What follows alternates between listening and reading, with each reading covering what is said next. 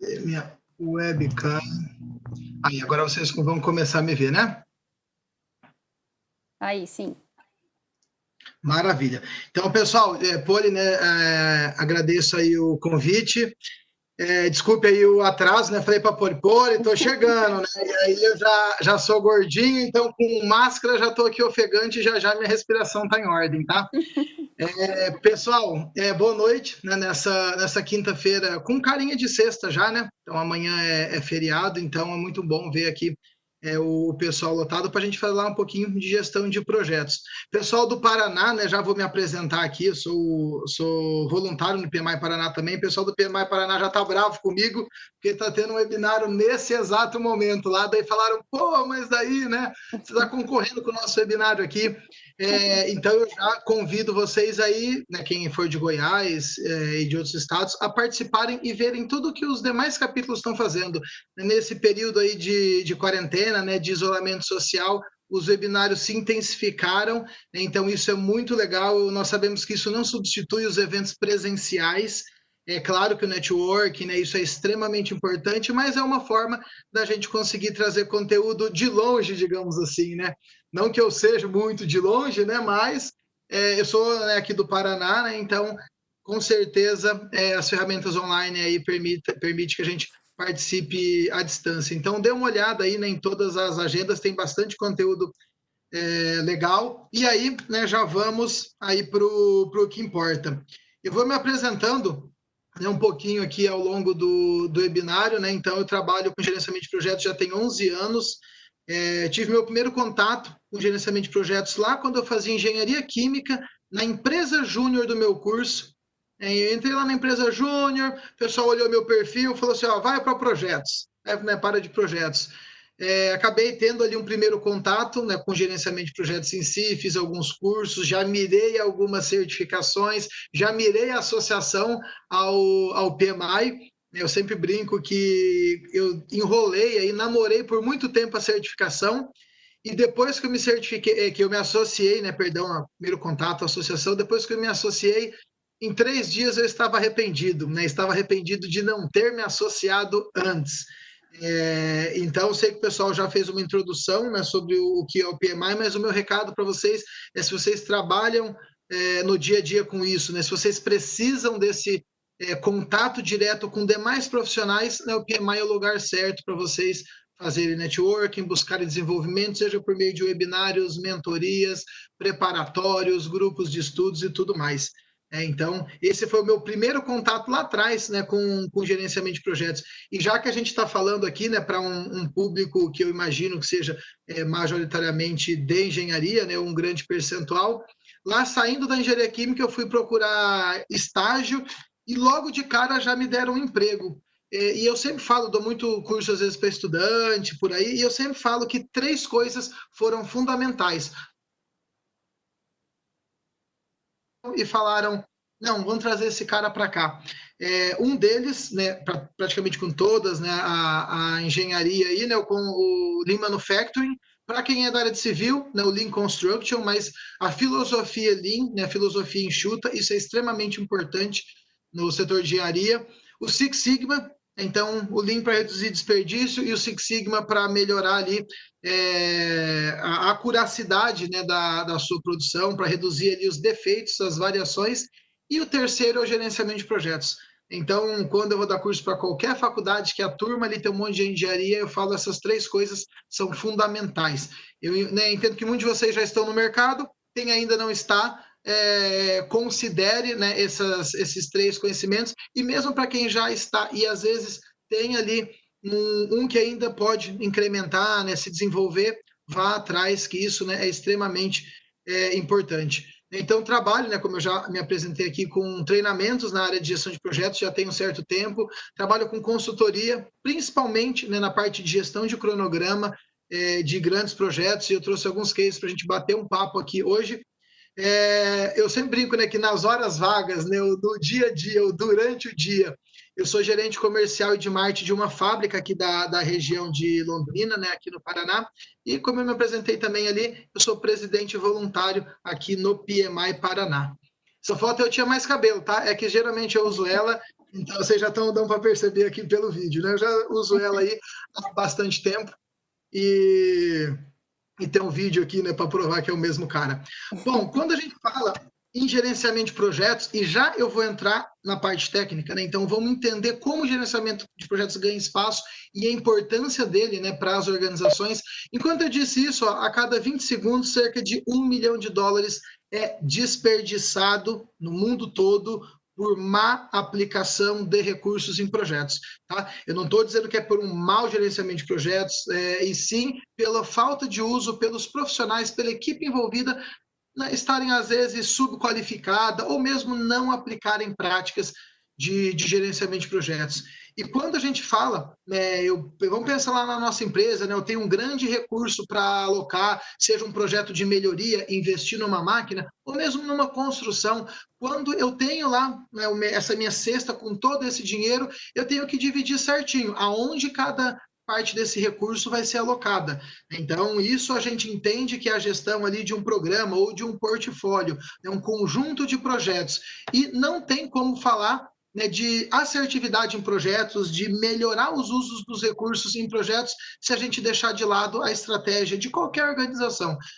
Quando a gente fala em um projeto, o projeto visa levar a gente de um estágio, né, status atual, para um status melhorado no futuro. E isso pode ser, claro, uma construção, isso pode ser a melhoria em uma máquina, né, alguma modernização, isso pode ser um investimento para expandir os negócios para uma área nova, pode ser um investimento para desenvolver um produto novo. Então, os recursos, quando a gente fala em divisão aí, né, para a organização alcançar os resultados, ela vai fazer isso por meio de projetos. E geralmente as organizações erram quando elas não têm ali exatamente esses objetivos bem definidos, né? Então, primeiro, já a gente fala de gestão de projetos, né? Então, a gente vai entender aqui quais seriam esses projetos certos para serem realizados. E quando eu falo, né, que o dinheiro está indo embora, no Brasil, esse percentual, né, é de 12,2%. Então, 122 mil para cada milhão. Aí seja reais, dólares, né? Então,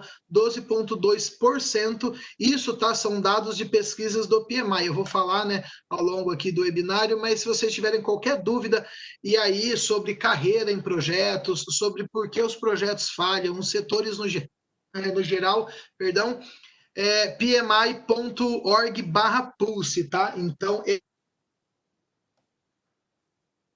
climas de live sertaneja aí, que todo mundo pega, dá uma bebidinha, né? Então, eu tô com a minha água do lado aqui, que como eu falei, eu cheguei correndo aqui para o webinário, né, com vocês. Então, esses 12,2% é no geral. E quando a gente olha, né, a média global, 9,9%, a gente, mas então, né, parece que o Brasil aqui, todo mundo fala, né, de desvios ou de projetos que falham, esse percentual é relativamente bom, tá?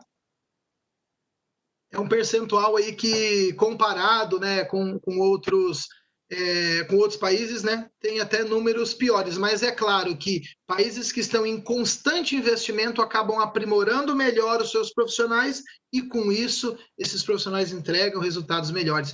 Eu vou falar, né, um pouquinho da China na hora que eu falar lá de gestão de projetos, né? Então, países em expansão acabam desenvolvendo mais, né, os seus profissionais, e com isso temos aí melhores resultados. E aí,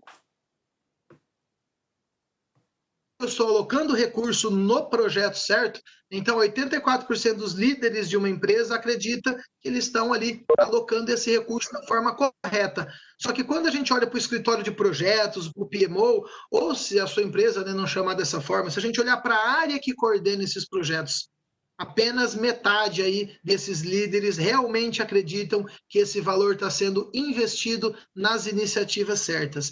Então, a gente começa a olhar não só do ponto de vista do eu não consigo fazer esse projeto é muito complexo, esse projeto está dando errado. A gente começa a sair da falha na gestão daquele projeto e a gente olha aqui para o leque empresarial também. Tá? Então, estou falando isso porque aprimorar ao máximo a sua gestão de projetos não significa que a sua organização vai bem, tá? Mas é claro que eu entendo que profissionais mais capacitados, né, vão aí trazer resultados melhores. até para a gente já ir direto ali, né, para a parte de conteúdo, cases e exemplo, né, mas fazendo um nivelamento aqui. Quem está aqui hoje pela primeira vez ou segundo webinário, tendo os primeiros contatos com a gestão de projetos, se vocês não absorverem nada do que eu falar aqui hoje, absorvam ao menos a definição, o que torna aquela iniciativa, aquela ação, um projeto. Então, segundo o PMBOK, o projeto é um esforço temporário empreendido ali para um resultado ou produto ou serviço, né, exclusivo. Então, sempre olhe desses dois aspectos.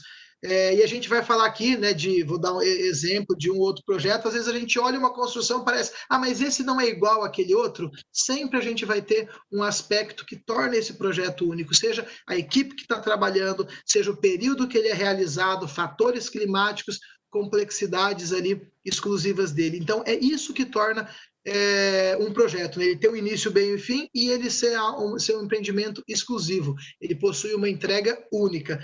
E apesar, né, de não estar escrito lá na definição do PMBOK, a gente sempre vê aí o detalhamento ou o incremento desse plano de projeto ao longo do tempo. Então, o projeto é progressivo porque eu vou estar sempre replanejando, atualizando e ajustando, né, esse escopo para o escopo, né, do meu cliente, do meu sponsor, o escopo desejado, né, para o projeto entregar o resultado que a organização precisa. Beleza? E aqui exemplos, né, de projetos, esse estádio aí maravilhoso que está aí no canto, exemplo de construção, agricultura. Então, mas eu planto todo ano ali soja, trigo, naquele mesmo local. Então, e os fatores climáticos e os defensivos agrícolas, que um ano eu vou utilizar de uma forma, no outro vou alterar, né? Então, tudo isso vai tornar aquela entrega, que às vezes você acha que está repetitiva, como uma entrega única. Ok? Então, gerenciamento de projetos surgiu lá atrás, quando a gente precisava organizar melhor as entregas. Quando eu passei a perceber que se eu sequenciasse ali, organizasse umas atividades, elas estivessem claras desde o início, eu conseguiria performar melhor. Então, para que executar uma atividade ali um pouquinho descoordenada, sendo que eu posso enxergar o todo, quebrar aquilo em entregas, detalhar elas e ficar com um olhar mais próximo. Então, lá atrás, na metade do século passado, o gerenciamento de projeto moderno começou a ser estudado, né, e a ser ali desenvolvidas as bibliografias, né? Então o PMI, que está aí no meio, até com a logo antiga, né? Então o presidente do PMI lá no Paraná, com a apresentação do PMI, e está com a logo antiga, né, que fez isso. Então o PMI surgiu lá em 1969, fizemos 50 anos aí no ano passado. E o PMI, o objetivo inicial, profissionais que queriam compartilhar melhores práticas, compartilhar o que dava certo nesse projeto, o que dava certo no outro, o que o cara estava fazendo ali para melhorar sempre a performance desses projetos. De lá para cá, surgiram ferramentas, surgiram os guias, né, os padrões que nós conhecemos hoje, certificações, e a carreira do profissional de projetos, né, a carreira do gerente de projetos, cada vez mais passa a ser prestigiada, devido, né, às habilidades ali específicas na área de projetos que garante que essas iniciativas, que esse dinheiro que a empresa investe, nós começamos falando disso, esse dinheiro que a empresa investe, ele é melhor alocado e a empresa verifica, né, o retorno desse investimento. E aí, quando a gente fala, né, em casos de sucesso, casos de fracasso, antes de trazer casos reais do dia a dia, estou trazendo casos de longe, né? Então, vocês, muitos aí podem já até conhecer, né, o caso aí do Sydney Opera House. Quando a gente olha o produto, a entrega, maravilhosa, patrimônio histórico da humanidade. Então, certamente, o produto, o que é entregue por esse projeto, ele é algo que ali está, né, a gente pode entender como sucesso. Só que quando a gente começa a olhar como esse projeto foi executado, quando a gente começa a olhar a gestão desse projeto, a gente vê que ali teve várias falhas. O projeto começou antes mesmo, a obra começou, né, antes mesmo do projeto ou do escopo final estar definido, né, como aquela entrega seria feita, auditórios, né, com tamanhos aí que não são completamente adequados, auditórios, né, requisitos de auditório de 3.500 pessoas, não tem nenhum auditório com essa capacidade, e aí aquele projeto que começa a ter dificuldade, fazem auditórios a mais, deixa um requisito importante do cliente de lado, mas quando a gente olha o produto, é uma entrega bonita, é uma entrega ali premiada, mas só quando a gente olha isso sob a ótica da gestão de projetos, a gente vê inúmeras falhas, tá? Eu coloquei aí esses valores planejado e realizado, o valor de custo está até com um asterisco, porque tem diversas fontes, né, mas o fato é que um projeto, né, que iniciou ali de qualquer forma, teve muita dificuldade, e se não forem um dos mais conhecidos, eu diria que está entre os, né, casos de fracasso em projetos, tá? Joguem depois no Google aí, Sydney Opera House, vocês vão ver que engenheiro, arquiteto abandonaram o projeto, voltou depois de um tempo. Então, isso é para mostrar que nem sempre a entrega sendo maravilhosa, a execução daquele projeto foi realmente boa, tá? E é nesses tipo de exemplo aí que a gente vê o dinheiro indo embora. Né? Então, muitas vezes a gente corre por uma entrega, mas a falha ao longo do projeto faz a gente gastar muito, né? E traz muitos atrasos. Depois eu vou dar exemplos disso aí, né, na realidade. Tá? E aí, um exemplo também, né? Esse aqui é um shopping, né, ali de Maringá, fica aqui do lado. A gente olha lá, ó, tem um shopping, um trade center. Esse amarelo é a pintura atual, tá? E esse da esquerda aí é quando ele foi inaugurado. Então, quando a gente olha o primeiro projeto, ó, a gente tem lá uma segunda torre. E aquilo nunca nem sequer foi entregue. Então, claro, né, eu imagino que a maioria das pessoas são de Goiânia, mas a gente está no webinar, então eu imagino que tem gente em todos os locais. Eu não sei os cases de fracassos, os problemas dos projetos aí de Goiânia, para eu pegar e dar um exemplo específico, mas trouxe um exemplo, né, aqui do meu lado, digamos assim, onde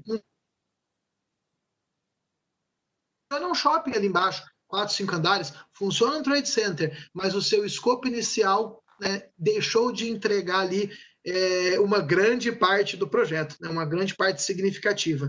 Projetos começam, né, a ter variações, a deslizar de seus cronogramas, de seu orçamento base, e em alguns casos, né, a fonte de dinheiro aí é infinita para pagar a conta, né? E em outras não. Então, quando essa fonte é finita, eu não tenho como obter mais recursos, eu vou ter que sacrificar algumas coisas. Quem aqui conhece um pouquinho, já estudou um MBA de projetos, sabe que eu estou falando lá da restrição tripla de projetos, né, da área de escopo, de cronograma e de custos. Então, quando eu tenho dificuldade em alguma delas, certamente outra vai ser afetada. E em uma organização, para a gente também já fechar aqui essa parte introdutória, né, e botar a mão na massa, numa organização, muitas vezes a gente está olhando só para o nosso departamento.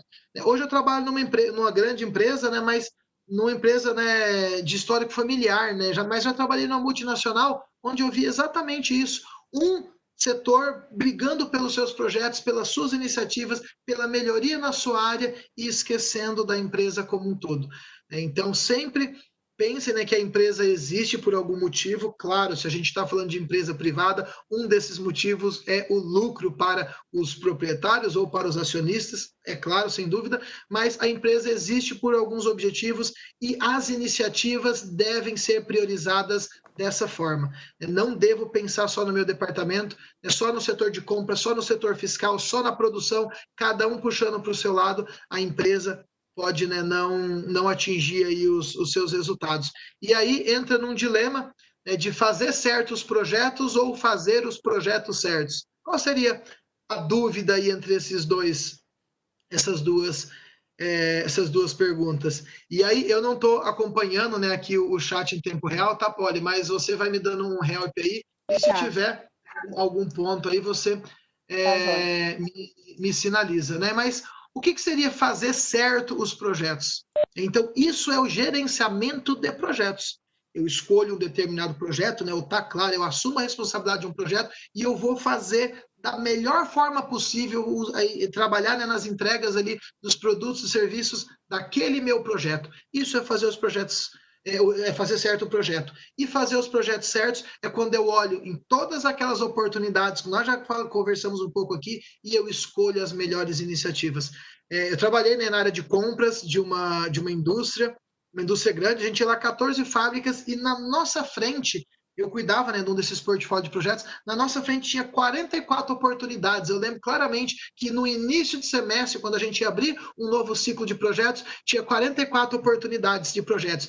E oportunidades de projetos na área de compras, eu estou falando de savings, né, de redução de custos, e isso encanta os olhos de qualquer gestor, né, qualquer diretor. Mas nós não podíamos iniciar deliberadamente todas aquelas iniciativas. Então, 3 projetos e eu tinha um par que cuidava com outros 3.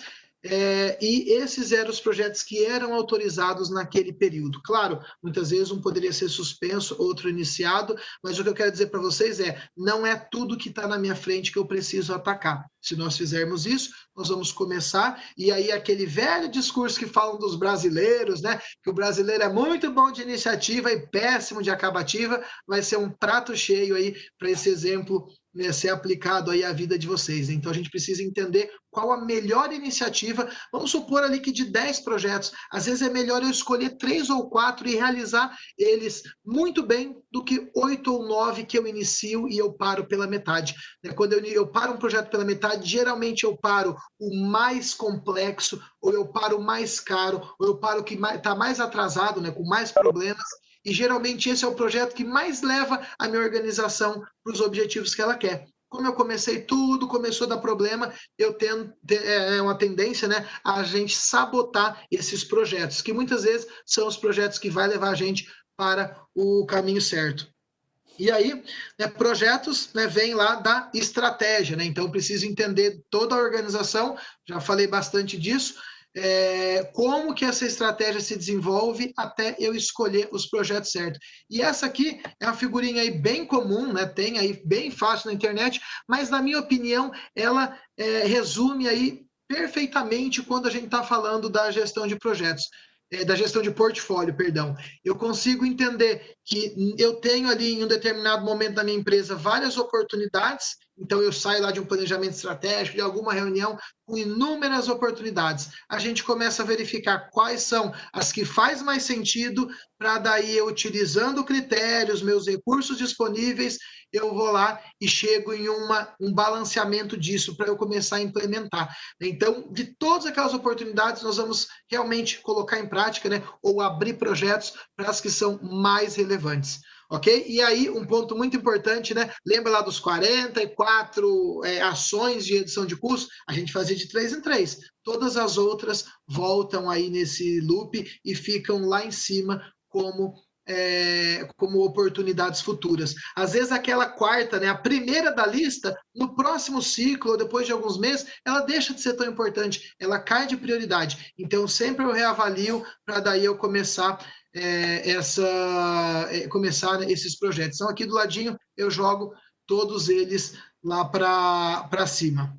Né, jogo aí para o topo do funil de novo.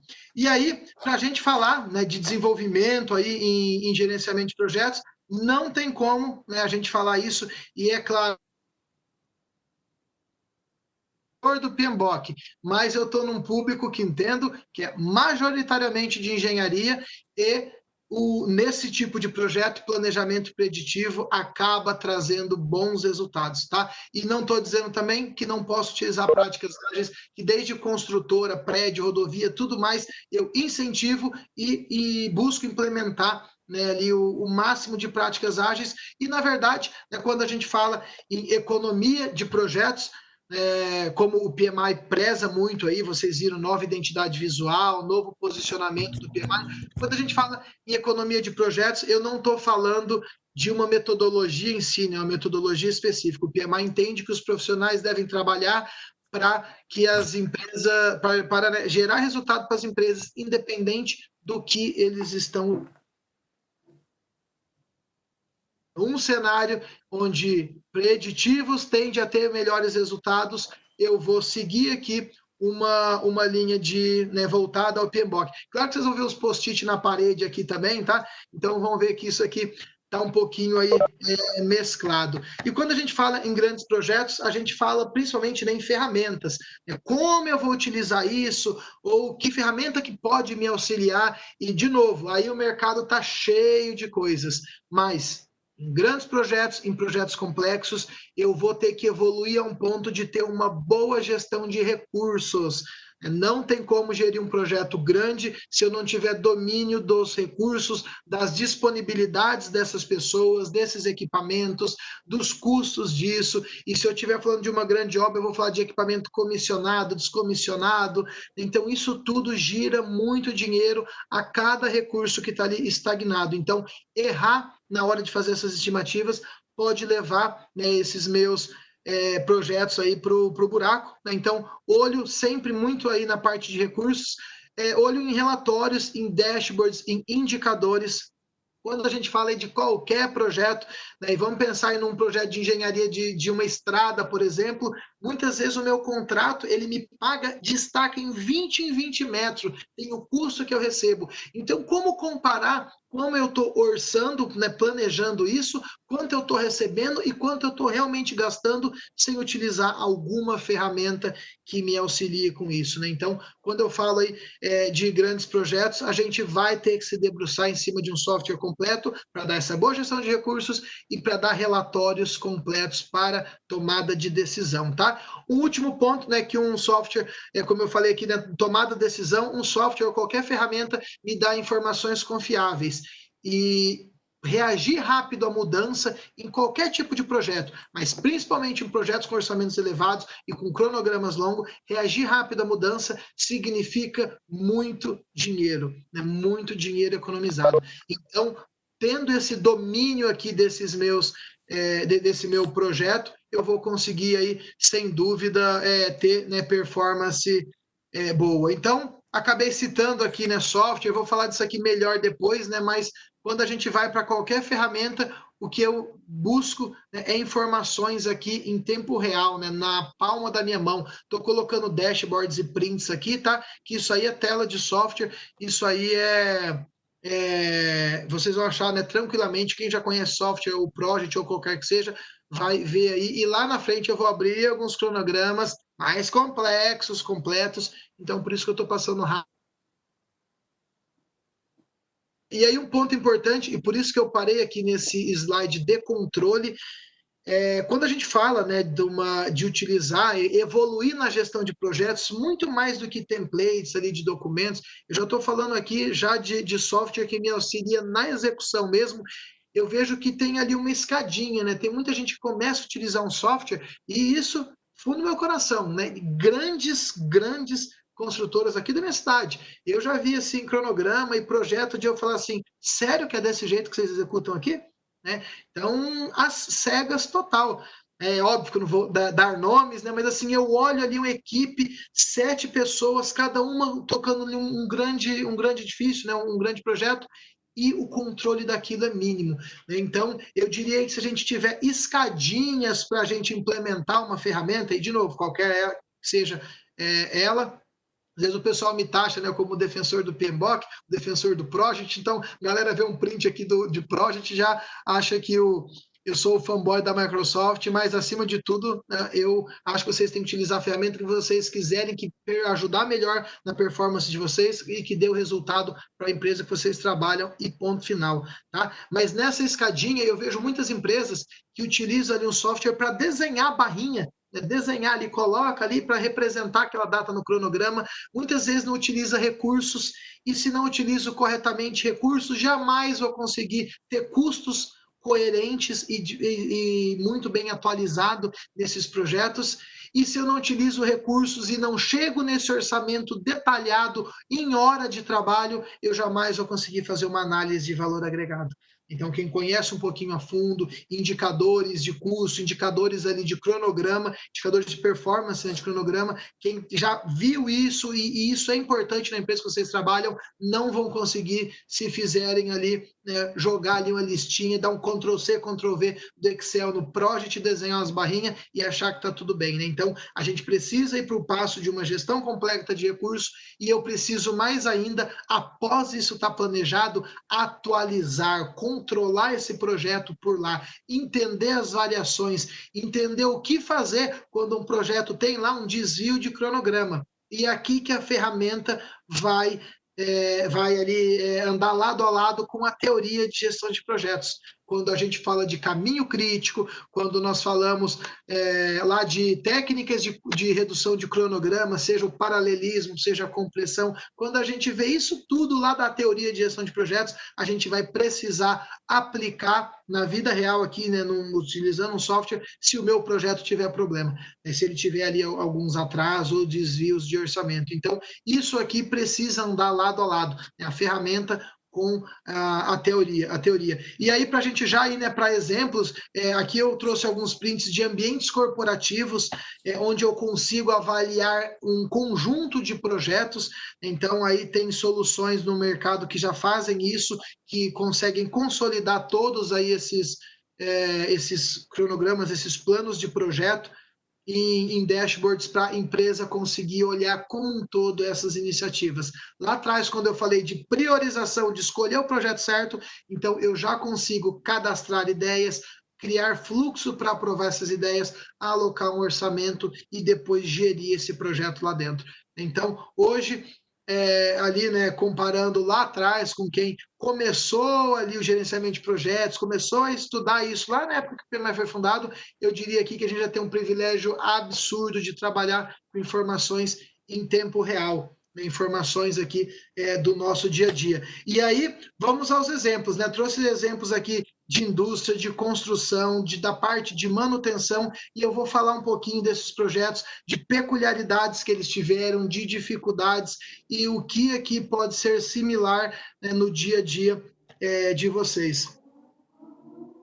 Lembrando, né, que igual uma live aí do Gustavo Lima, da galera, eu estou aqui com a minha água e eu vou parar e tomar uma água de vez em quando. Aqui a gente não tem ali entre uma música e outra para conversar, né? Então, vou dar uma paradinha aí. Daí a Poliana vai contar a piada aí enquanto eu tomo água. Né, Poli? Posso nem contar a piada, ninguém não vai nem rir, então vamos ter que esperar mesmo. Ai. Vamos seguir o baile, né? Que eu já cheguei um pouquinho depois. Esqueci de falar no começo. Vocês podem me chamar até de noiva hoje, né? Porque eu fui aqui, todo mundo tá esperando ali para chegar. Então, um dos exemplos, né, de melhoria, né, em processos industriais, eu vou falar aqui de Lean Manufacturing, vou falar de VSM, mas só contextualizando, né, como que foi esse projeto. Trabalhava na empresa de embalagens. E aí a gente tinha um método de impressão, dentre inúmeros que tem no mercado, que é a impressão aí de rotogravura. Então, é como se vocês, vamos pensar lá na embalagem de café, lá do suco, Tang aí, que vocês utilizam, né? Então, aquilo lá tem inúmeras camadas, vão passar ali por uma impressora e aquele processo tem uma duração X. No nosso caso, era 58 dias, desde que o pedido é confirmado, matéria-prima, até estar entregue ao cliente. Claro que eu estou supondo, nesse caso, que eu não tenho ali as quantidades, né, esses materiais em estoque. Mas, enfim, o contexto que eu vou dar aqui, o exemplo, é ligado aí, né, à embalagem, né, à impressão. E aí eu tenho três matérias-primas, então parece que é fácil fazer a embalagem, né? Algumas são, tá? Aquelas que embalam pão, alguma coisinha ali, geralmente é simples mesmo, mas algumas embalagens exigem muita tecnologia. E essa tecnologia, né, dá um certo trabalho, o desenvolvimento dela é absurdo. Eu trabalhava nessa multinacional, é uma das líderes de mercado no segmento de embalagens flexíveis, mas ela sempre foi multi-packaging, né? Então, desde a caixa do Omo, lá do pote de Kibon, do pote de margarina, de requeijão, então, múltiplas embalagens, mas o principal ponto aí é de embalagens flexíveis. E esse processo lá de 58 dias, né? Então, como que a gente pode otimizar isso?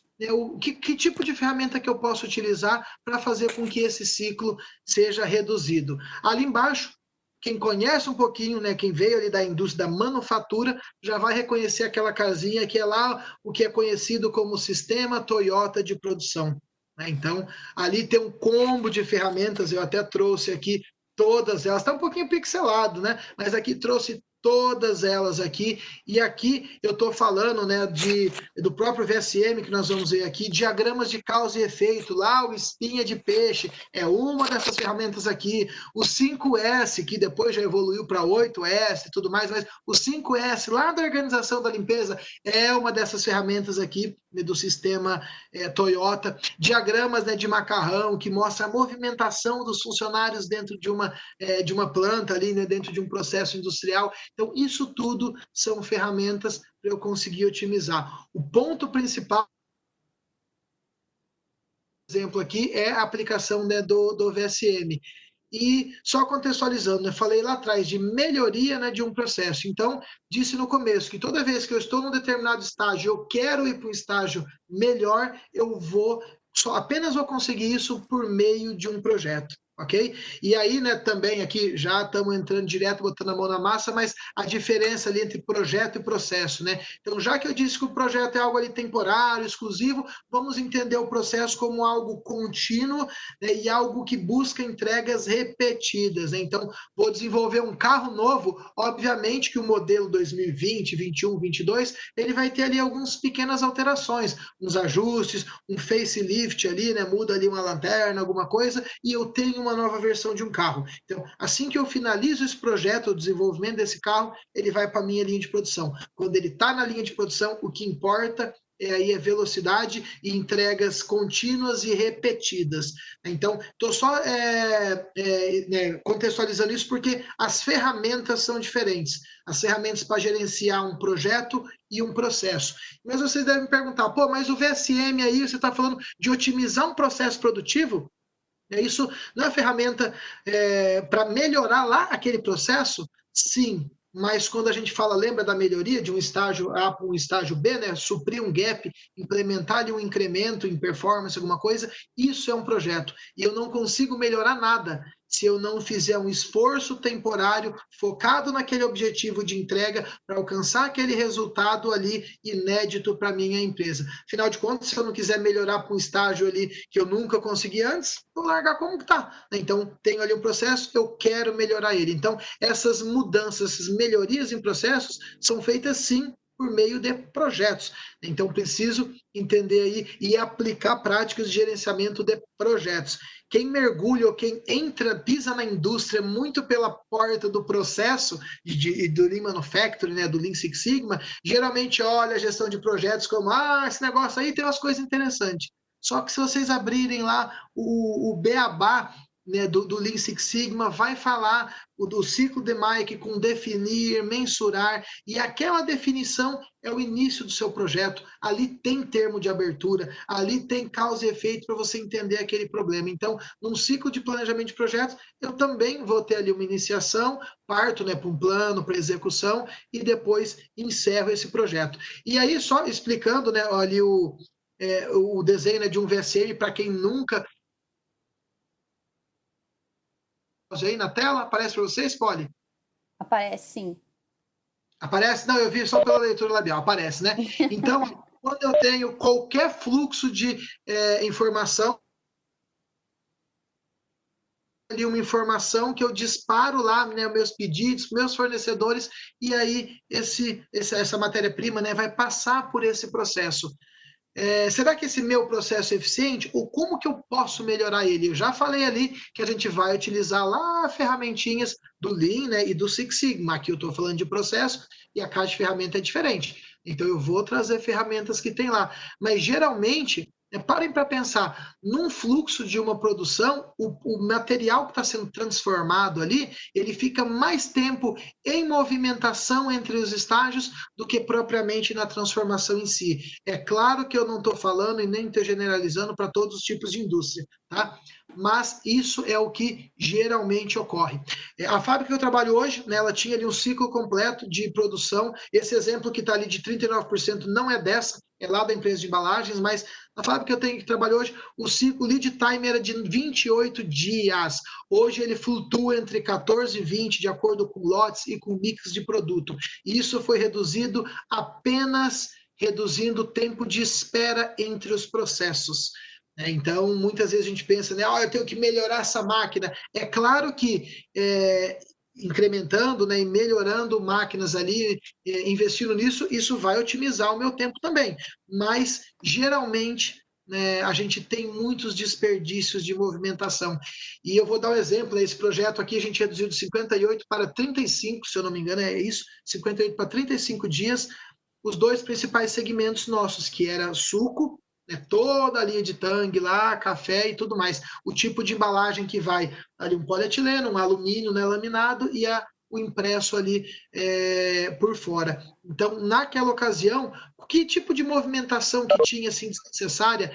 A gente percebeu o pessoal trazendo as bobinas, né? E ali o impresso é feito numa bobina, né, de um filme plástico, e o pessoal levando, estocando um monte daquilo lá, e a máquina às vezes dava um problema e eles tinham que substituir o produto. Então mudava do tipo de, né, embalagem de café A para o tipo de embalagem de café B.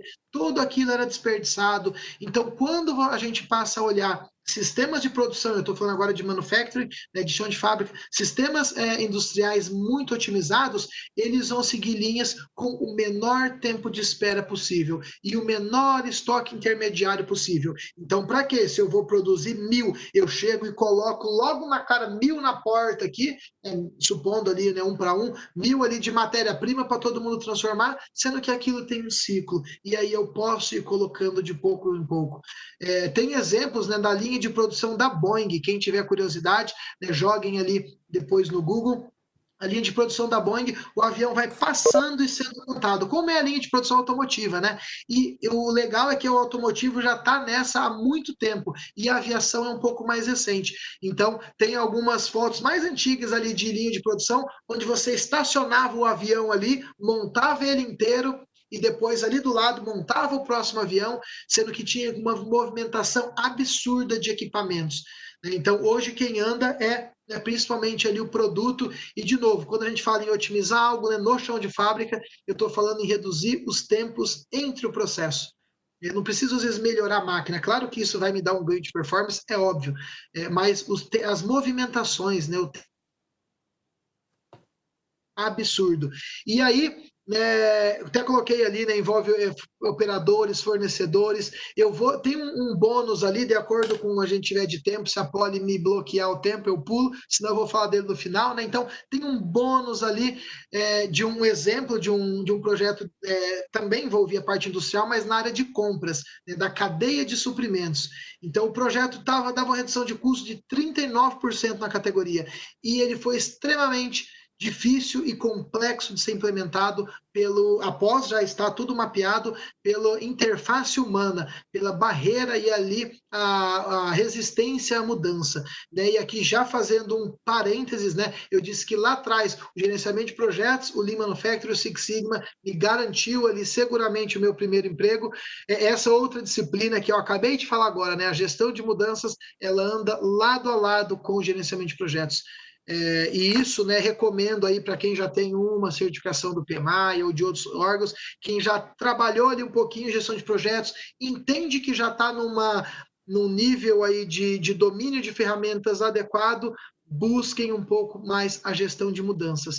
Se eu soubesse, eu tivesse conhecimentos que eu tenho hoje de gestão de mudanças há 5, 6, 7 anos atrás, na época desse projeto aqui, esse projeto aqui é 2013, 14, por aí, lá na época desse projeto, teria muito mais performance e resultados. Né? Então, às vezes, quando a gente desenvolve algo, a resistência de quem está no dia a dia é ali absurdamente alta e isso prejudica os nossos projetos. Eu já vou falar de construção e aí, é claro que eu tenho um exemplo clássico de uma desapropriação, que isso pode arruinar e isso também, né, não deixa de ser uma mudança ali para aquele stakeholder impactado. Então, quando a gente fala, né, em melhoria de processos industriais, se vocês olham só ali da ótica eu sei utilizar uma ferramenta aqui, apliquem, né, o gerenciamento de projetos por completo, desde um cronograma para esse projeto. Eu sei que tem ali metodologias que tem um kit pronto, mas o gerenciamento de projetos também abraça isso daqui.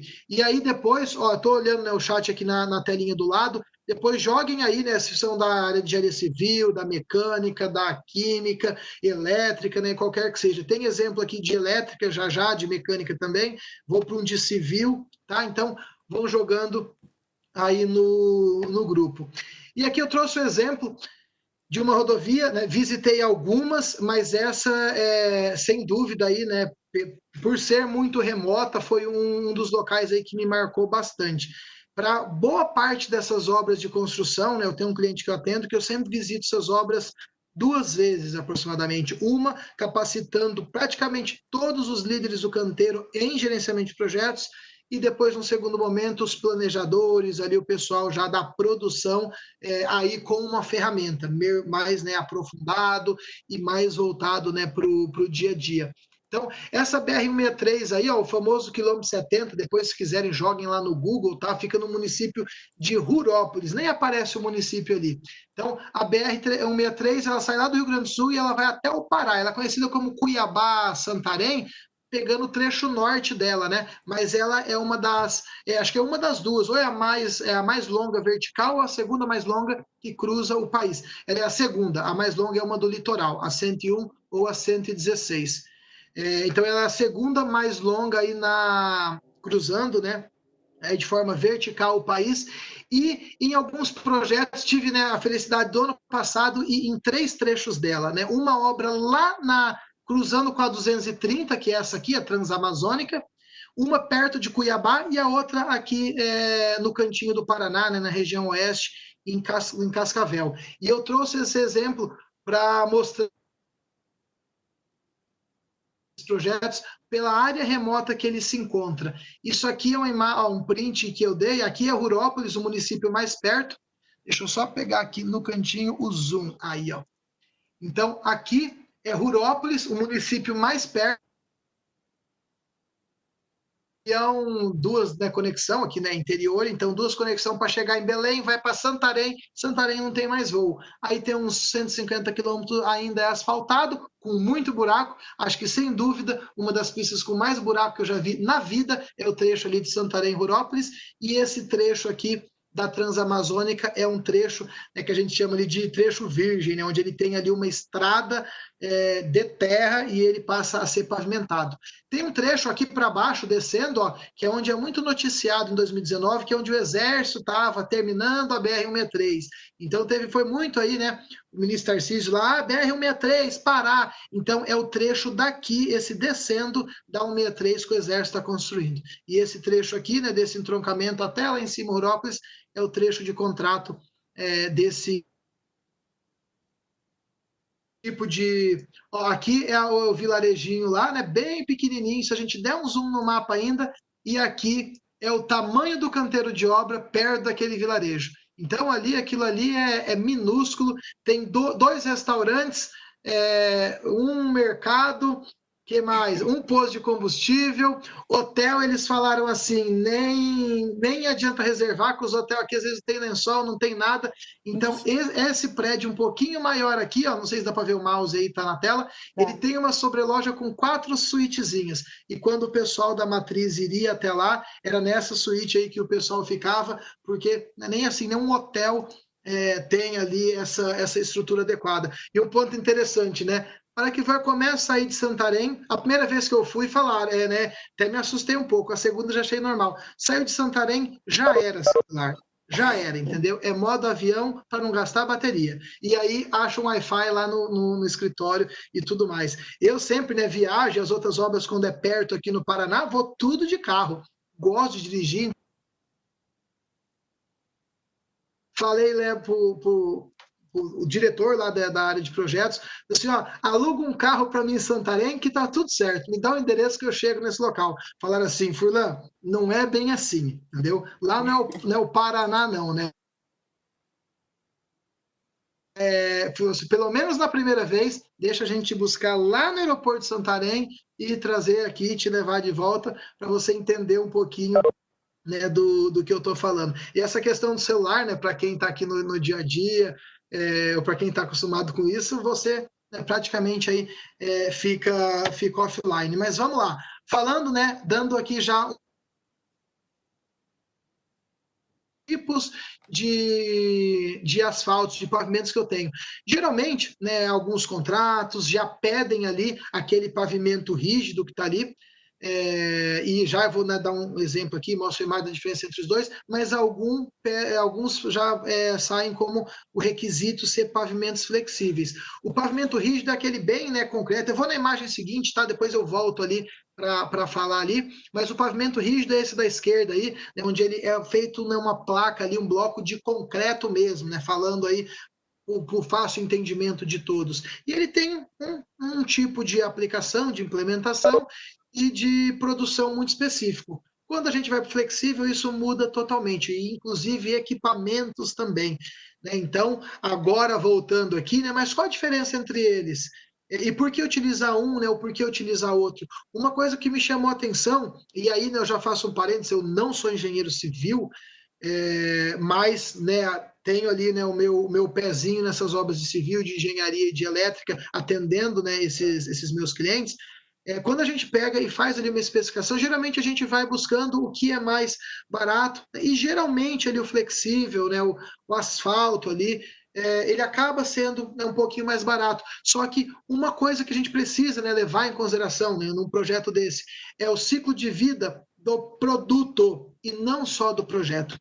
Então, pensa isso lá na sua empresa. E lembra quando eu mostrei a foto do elefante? Eu disse que um lá vê como rabo, vê o rabo, né? E acha que é uma corda. Um vê ali a tromba do elefante e acha que é uma cobra, né? E o outro que está na perna ali do elefante vê aquilo, acha que é um tronco. Eu acabei não falando isso ali, do slide estava em inglês, né? Não expliquei isso ali naquele momento, mas às vezes na minha empresa cada um está olhando uma parte ali, né, daquele projeto, entendendo como aquilo faz sentido no dia a dia. E vamos pensar numa construção dessa. Se eu for responsável único e exclusivamente pela entrega daquele produto, como que eu vou fazer ele? Seria ali talvez, né, o mais barato possível?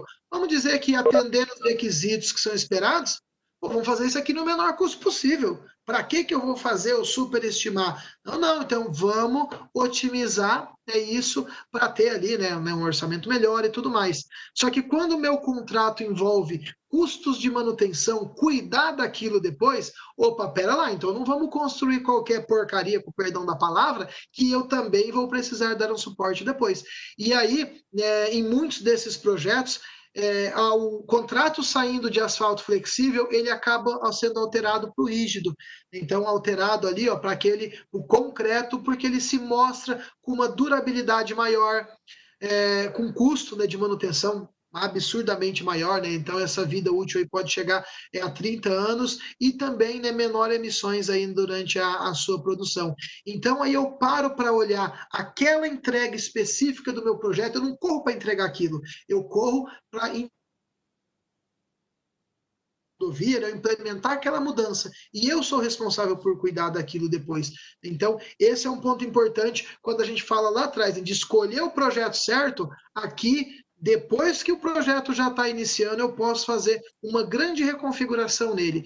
E aí, quando a gente fala em mudanças em projetos, né, é claro que isso aqui é mediante contrato, e se esse contrato é com o DENIT, o Departamento Nacional de Infraestrutura de Transporte, se for um contrato, vai ter que ser mega ali autorizado e liberado essa alteração, mas eu estou mudando algo que de fato faz mais sentido para aquela entrega final, né, para aquele produto final.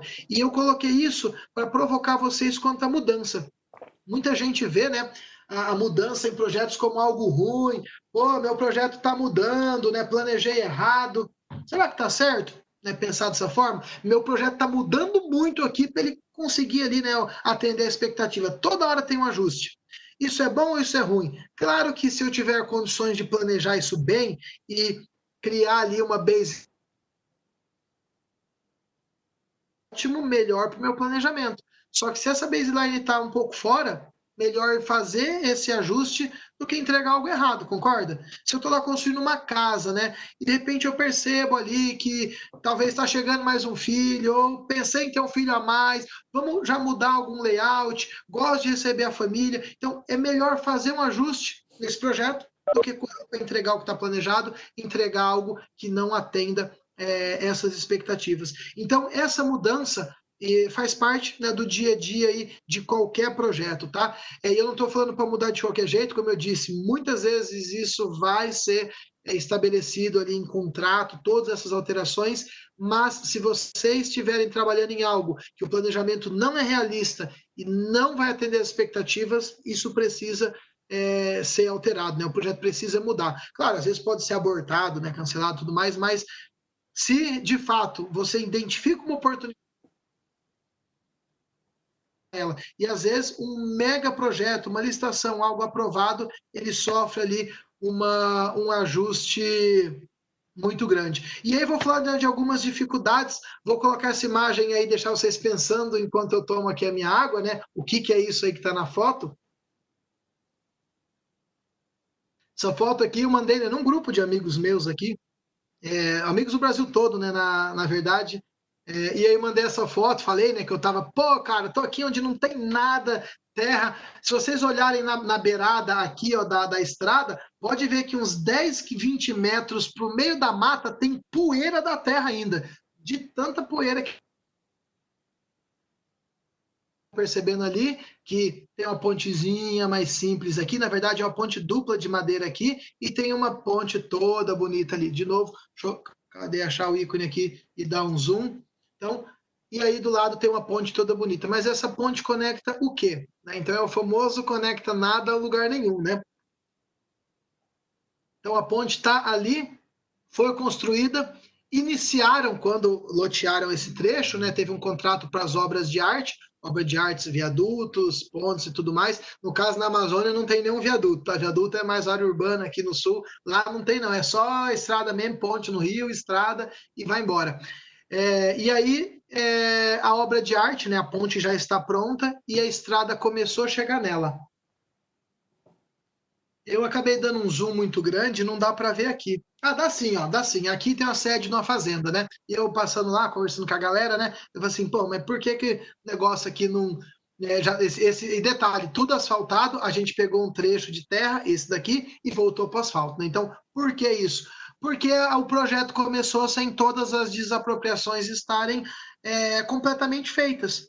Então, aqui é onde passa a estrada antiga, aqui nessa curva, e já foi construída a ponte nova pensando na linha reta que ela faria, só que o cara que mora nessa casa aqui, ó, do extremo direito, claro, ali no fundo, né, é a propriedade dele ainda, né, não concordou, complicou aí essa venda, nessas desapropriações. Eu trouxe essa foto só, que é o exemplo mais gritante, né? Só que tem um outro exemplo muito que me marcou muito também aqui, né, na 163 também, 163 Paraná, perto de Cascavel, que é um pequeno vilarejinho, Santa Mariana, que a pista passava por dentro da cidade. E aí, né, eu chegando lá, tudo bem, eu vi um mega contorno. E a cidade era pequena, né, não era assim uma grande metrópole que você precisa fazer um contorno. Então, mas é um vilarejinho pequeno. Por que que não duplicaram, né? Aumentaram ali, né, naquele perímetro urbano? E aí eles me falaram, né? Porque o pessoal que trabalhava ali não respeitaram, né, o pessoal, né? Os comerciantes e os moradores não respeitaram a faixa de domínio. Então a cidade ali, o vilarejo, colou tanto na rodovia que simplesmente não dava para passar aquela duplicação por dentro da cidade. E isso, assim, era aquelas casas que o cara constrói na frente um salãozinho para cortar cabelo, o outro monta a loja de roupa. Então, esse tipo de coisa, prejudicando a zona, a faixa de domínio, inviabiliza um mega projeto. E olhando, né, esse não trouxe foto, mas um contorno gigantesco ali é bem mais caro do que só ter trabalhado e duplicado, né, aquela via existente. E até estava no canteiro um dia, né, a gente foi almoçar, um dia eu almoço nos canteiros com o pessoal da obra mesmo, e um outro domingo a gente foi numa churrascaria lá. E o pessoal brincou, nessa vila que o pessoal quer matar o Thiago, né? O Thiago era o gerente do contrato lá. Nessa vila que o cara quer matar, o dono do posto odeia ele, o cara da dono da churrascaria, e ó, que é uma churrascaria boa, hein? Porque eu já fui lá 2 domingos almoçar lá, churrascaria muito boa. O que adianta? Agora a rodovia passa atrás e com o tempo aquele vilarejo ali ele acaba, né, sendo prejudicado. Ali o comércio, na circulação. E já, né, não sei se tem bastante pessoas que são da civil também, né, já extrapolando isso num outro fator ainda. Quando a gente traz uma mudança como essa, né, uma mudança aí um local, né, onde não tinha a economia daquela região, inclusive. Porque pensa se ao longo de um tempo eu tenho ali, né, demoraria 3, 4 horas para percorrer um trecho, que asfaltado eu vou passar a percorrer em 2, 3. Então os comércios, os restaurantes nesses trechos tendem a sumir, vilarejos, né, desaparecer, alguns se fortalecer e tudo mais. Então esse impacto todo no entorno é que um grande projeto como esse um exemplo aqui de uma hidrelétrica, mas é de uma modernização, né? Não é de uma construção. Imagina o impacto no entorno que isso traz. Então, quando a gente fala em grandes projetos, eu tenho sim que trabalhar corretamente todos os meus stakeholders, falando, né, no PMBOK case, né, cuidar ali a gestão dos stakeholders para que eles